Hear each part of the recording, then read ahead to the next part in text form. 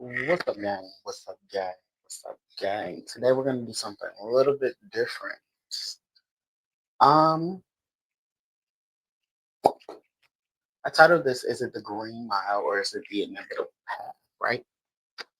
Because I always get this question about like, how did I start? How did I get here? I always tell I guess the fun parts of it, right? I always tell like the interesting things, the life falling apart, the tears, the crying, the drama, but never really the part where I mentioned that like the work I'm doing truly is not so different than the work I've always been doing career wise. Um, yeah, a lot of my jobs have been like physically demanding, but they've also been very interesting spiritually when I look back on them. They've been jobs that have required me to have a center of self. My first major job obviously was the army, and it wasn't just about all of the accomplishments, right? It wasn't the accomplishments are great. They are lovely talking points. I have stories to tell for days, but it's not some necessarily always about that. It's the same spiritual work I'm doing now. I was doing then. It just didn't have titles. Um, it didn't have cute things. It didn't involve candles really. It involved having to show up day in and day out. You know, regardless of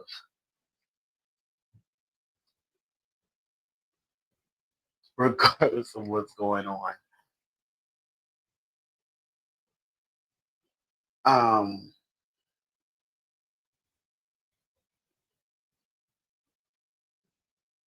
regardless, regardless of what's going on, it's just showing up. Regardless of like what you hear, what the what you're seeing, what everybody's going through, reminding them that that isn't a situation that's going to destroy them. That's not the situation that's going to break them.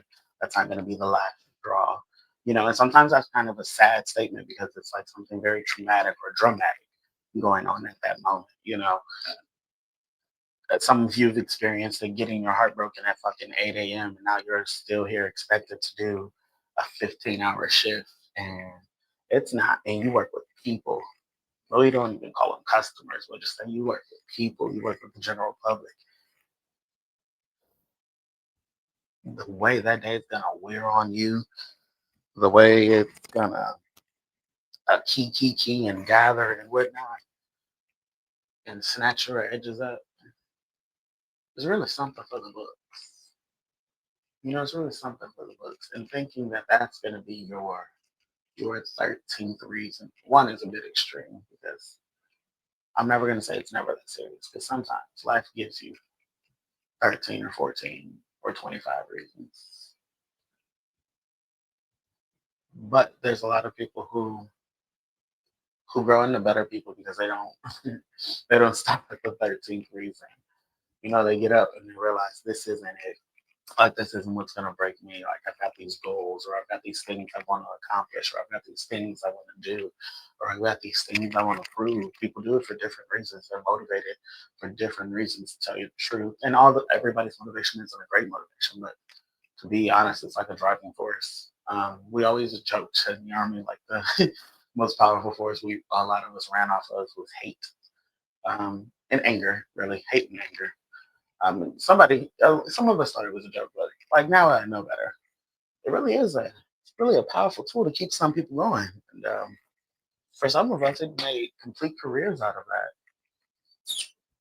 But then, like, what do you do when that like source is depleted? And not necessarily depleted, but like you're like, ugh, I'm tired of drawing on this source, and it's like it's an energy source, but it's not like a clean energy source. I guess is the way to explain it. And like I'm saying it in my head, it's like eating fast food. Like you're full, but like it did really like nothing for the body, to be honest, kind of deal.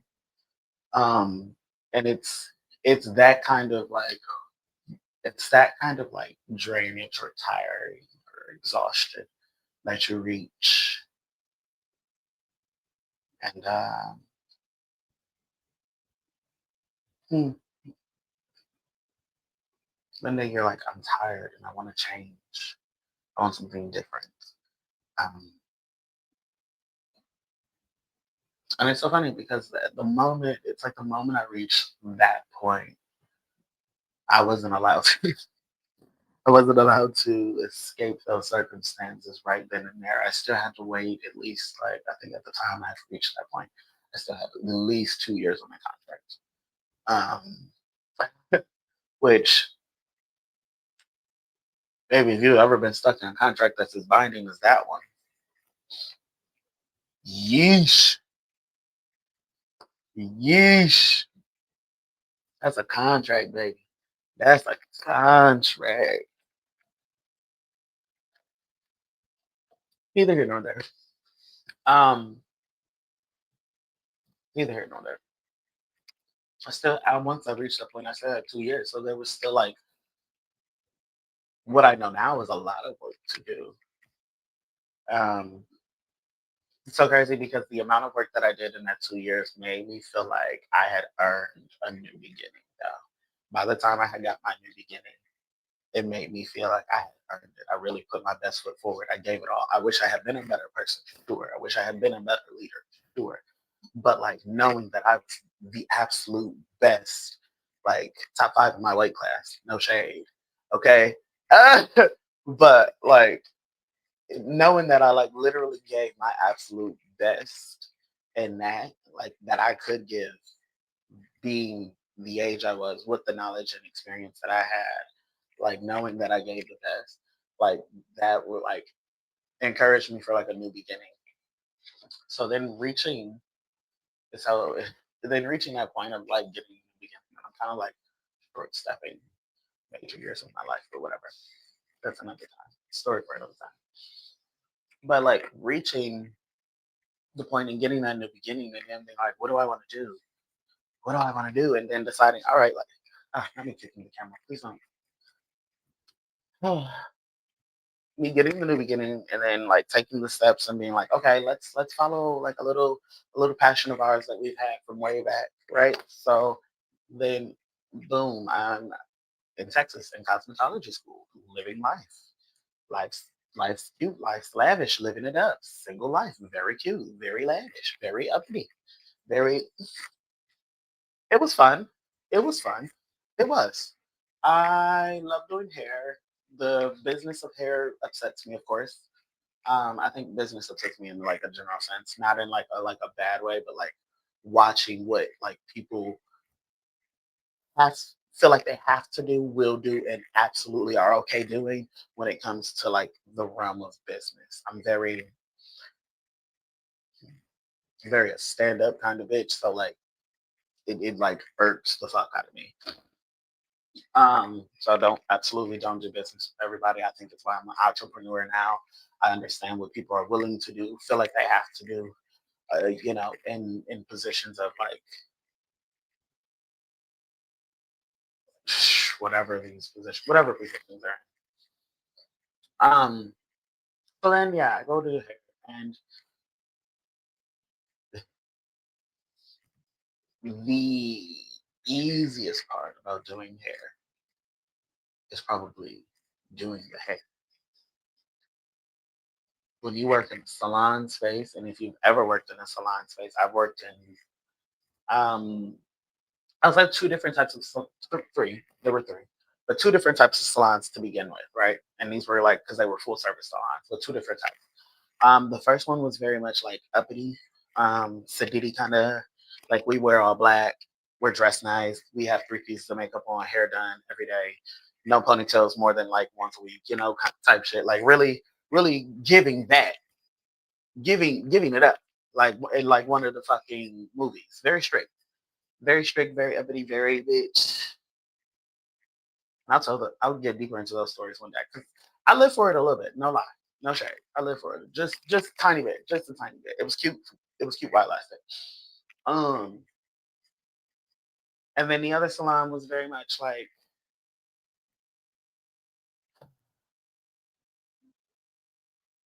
we're cute, cool, and nerdy. We know hair and like we do hair. We're so smart about hair. We do hair. It was a different kind of vibe. It was very more. It was very much more relaxed, but like different in a way. And then I've worked at like a franchise style. kind of situation where you got a timer and situations. And all through that, you think that the entire time you're putting hands through somebody's head, like, again, the easiest time is when there's just no conversation and you're just doing the head. Again, because doing the head is the easiest part of the job. If you worked in salon, you know doing the head is not the only part of the job. There's the ring. You've got to work the ring in the salon. There's happenings, there's exchanges, there's keys, there's music, there is jumping, there's chair hopping, there's swapping and color treatment. Maybe there's a lot going on. It's a busy situation. And then in some, they're like, it's busy, but it's like, oh, it's okay. We're all right. We can. Some places you feel like it's okay to make mistakes. Other places, mistake, mistake. And I think that's the difference one between like the first salon and like the second salon, which is very funny because the first salon really gave me like it was strict, but like I was fresh out of the army, so it didn't really matter. But it very much gave no more wire hangers type shit. It was cute though. It was cute. Led with an iron fist, but it was some shenanigans happening there, which is crazy. But you think that like people don't come and sit in the chair and like spill their guts?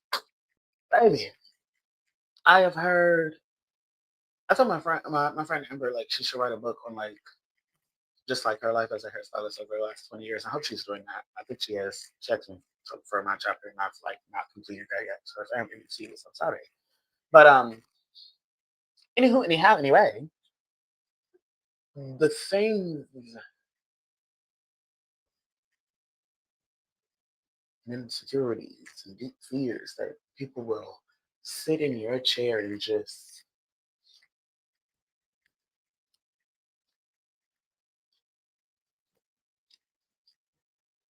and no, I may not have asked for this in the beginning,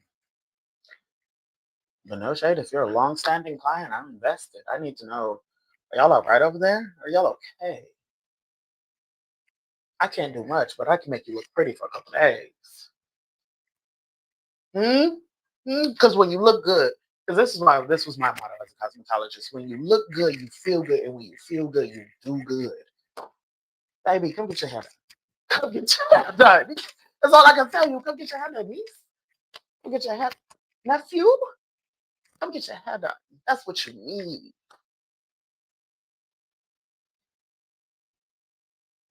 And there's the commercial. Now, but it really gave, it really gave that, and it's but you start dealing with all well not dealing I don't want to say dealing but you start talking through a lot of these things with people because there's an hour 2 hour 3 hours sometimes 6 hours. Trust me, there's money to be made in hair, but sometimes there's 6 hours and it's just you and homegirl homeboy and somebody's got to get it out. Somebody's got to get it off their chest. But it is what it is. Like that's how we go. That's how the game goes. We just it's and I if you believe honestly if you believe it's not spiritual work, you're fooling yourself. You're fooling yourself. You're fooling yourself, baby. Everything ain't candles and herbs. I'm not loving a candle and I love me an herb. But everything's not candles and herbs. Okay. Sometimes you gotta wash floors and wash heads. You hear me? Listen, okay? Sometimes you have to wash floors and you have to wash heads. Everything isn't a candle and an herb.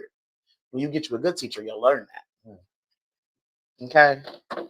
And see, that's one thing that I did learn during my time in like my spiritual studies is that again, I had always been doing the work. I may not have had a name for it then, but I had always been doing the work. I had always been doing what I was supposed to be doing. Nobody cared as many times as the tools have changed hands. No one cared as many times as the tools changed hands until the tool became cards. When my tool was a stern voice and a weapon in my hand and showing niggas how it's done, no one had a problem. When my tool was a cutting comb and some shears, no one had a problem. When my tool became a card, and I lit the candle and I said I could talk, then it was, oh, hey! What do you think I have been doing before then? We didn't call it that. I didn't call it that. But now I am.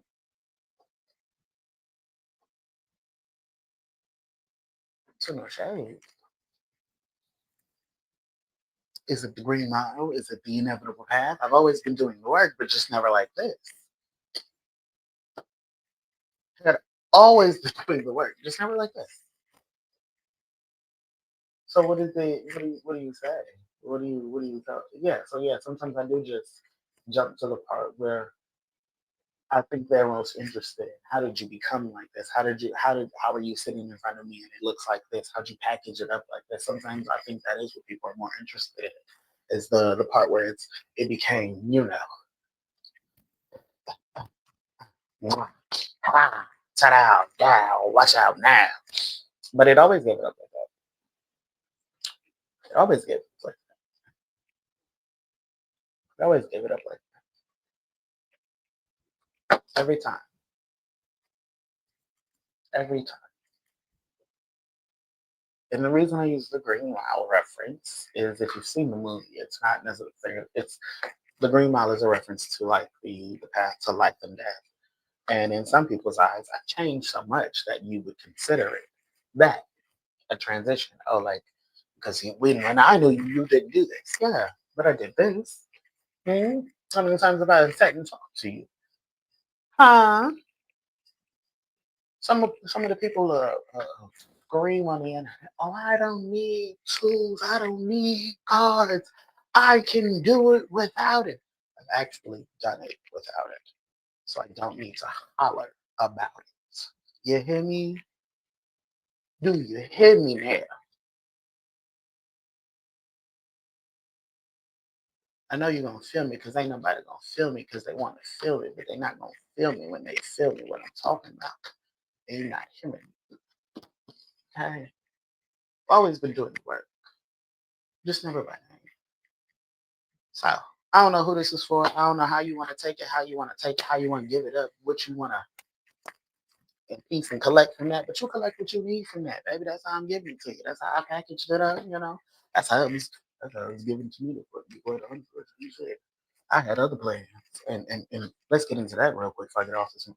And one more thing my lawyer wants me to say is, this thing still on? Yes. I had other plans.